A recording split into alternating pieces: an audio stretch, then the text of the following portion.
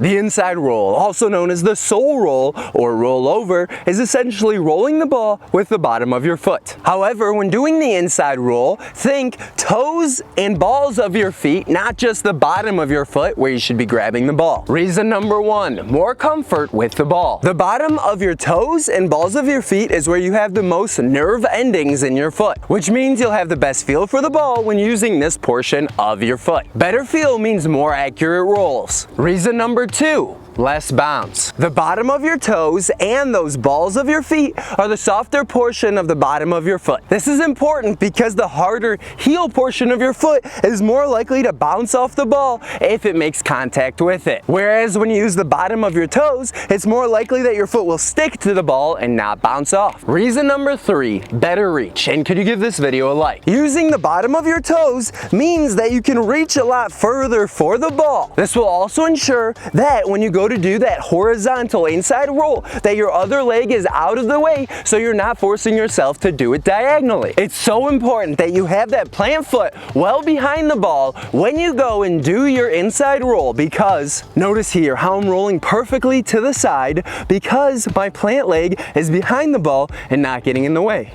Now notice the second version where my plant leg is next to the ball, which forces me to roll it a bit diagonal. This is really bad. Why is it bad? Because if you practice using diagonal rolls, then in a game when a defender reaches in for that ball and you've only been practicing doing it diagonally, you're going to make it way easier for them to be able to poke the ball away or even steal it altogether. Notice what I said, only use this skill when the defender reaches in for the ball and not when they're backpedaling or jockeying away. By the way, I'm Dylan Joseph, trainer and #1 best-selling Amazon author. Acceleration helps after this skill. However, since the defender's momentum is going in the opposite direction of you when you do this skill, the most important portion of this skill is getting that ball out of the way of the defender's reaching in foot. This is a reactive skill after all, where the defender acts by reaching in for the ball and you react by getting the ball out of the way. So the wider that you can do that inside roll, the more likely you're going to make it easier for you to succeed when the defender's reaching in for that ball. Pro tip on grabbing the ball. In a rainy game or a game in which you play on a wet field, it's more important that we're not grabbing just with the bottom of our toes and the bottom of our balls of our feet,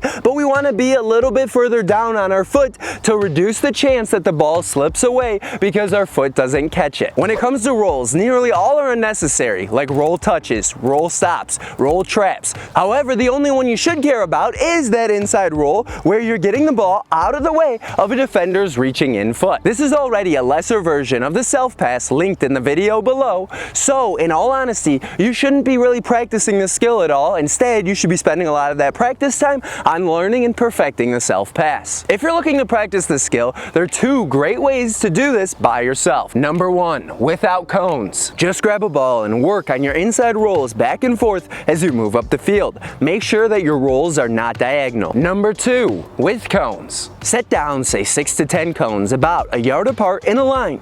Then practice your rolls in between each cone for a more precise inside roll. Again, make sure that your rolls are horizontal and be sure to subscribe.